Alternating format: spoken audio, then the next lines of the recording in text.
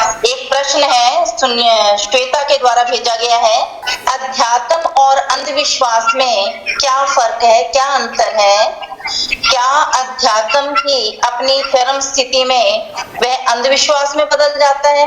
ऐसा प्रश्न हमारे सामने है। प्रोफेसर पीके आर्य जी, आप इसका उत्तर दें। जी जी जी जी आपने कहा है कि अध्यात्म और अंधविश्वास। देखिए, पहली बात तो मैं एक बात कहना चाहूँगा आपसे कि इसको दूसरी तरह से भी समझने की कोशिश हम करें कि विश्वास के आंखें नहीं होती, आंखें राजनीति के होती हैं, आंखें स्वार्थ के होती हैं, आंखें लोलुपता में होती हैं, आंखें क्रोध में होती हैं, आंखें लालच में, लोभ में होती हैं, आंखें हिंसा और बैर में होती हैं।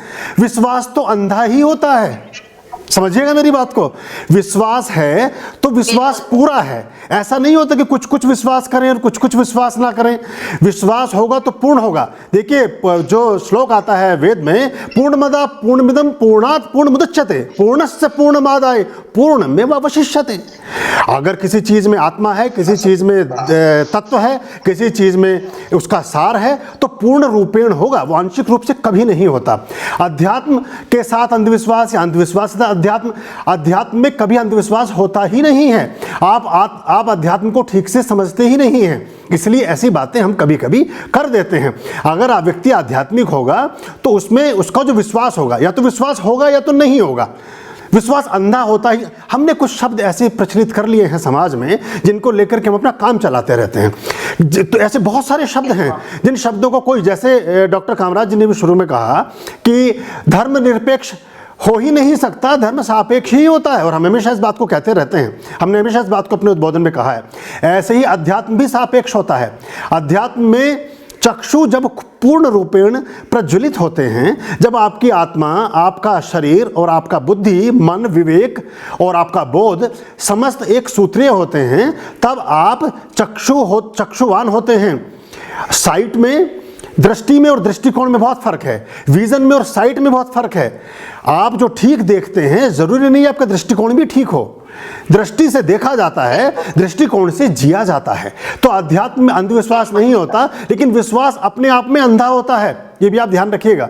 विश्वास ऐसा नहीं होता कि कुछ तो विश्वास कर लें और कुछ विश्वास ना करें।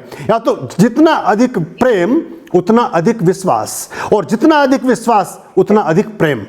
तो ये हमें समझना चाहिए। हम कभी कभी इन बातों को गलत तरह से समझ लेते हैं।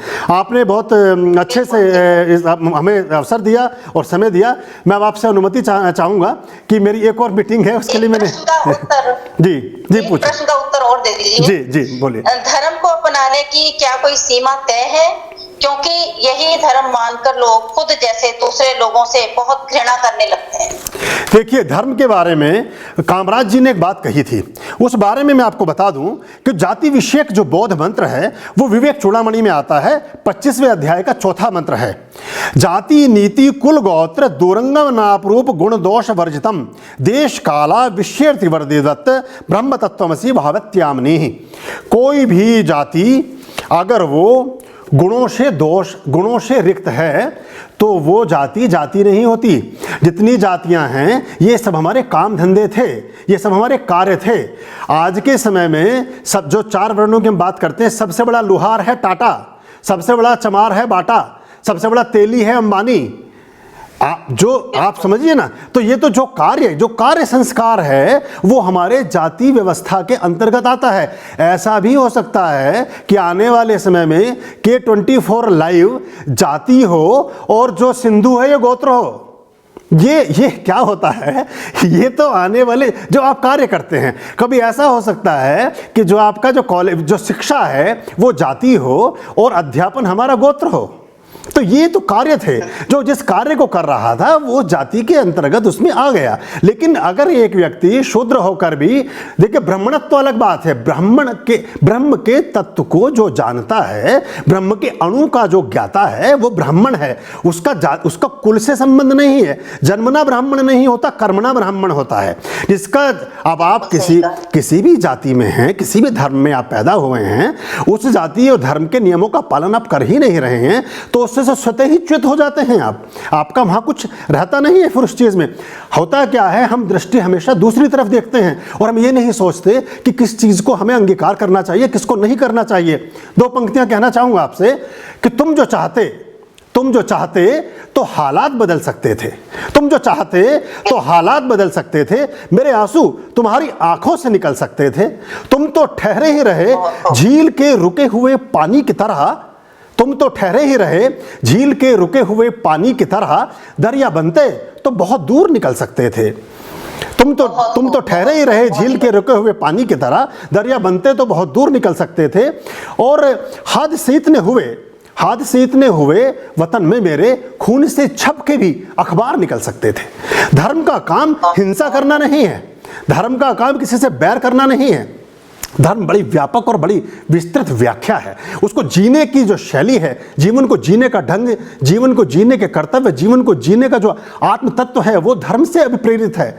लेकिन हम संप्रदाय और काइंड ऑफ वर्शिप, जो हमारे पूजा पाठ की पद्धतियां हैं, उनको ही धर्म मान बैठते हैं। इस पे समझना चाहिए। कभी अगले समय में जब आप वार्ता करेंगे तो अगर एक एक सूत्र को लेकर चलें, जैसे अभी मिश्रा जी ने बहुत अच्छी बात कही, हम एक बार सिर्फ रामचरितमानस पर ही बात करें, हम एक बार सिर्फ संस्कार संस्कृति पर ही बात करें, एक बार सिर्फ धर्म ही रखिए, तब फिर मजा आएगा। फिर इसका पूरी तरह समुद्र मंथन होगा और अच्छे से फिर इसमें बहुत सारी चीजें हमारे निष्कर्ष के रूप में, निष्पत्ति के रूप में हमें प्राप्त होंगी। बहुत धन्यवाद आपका।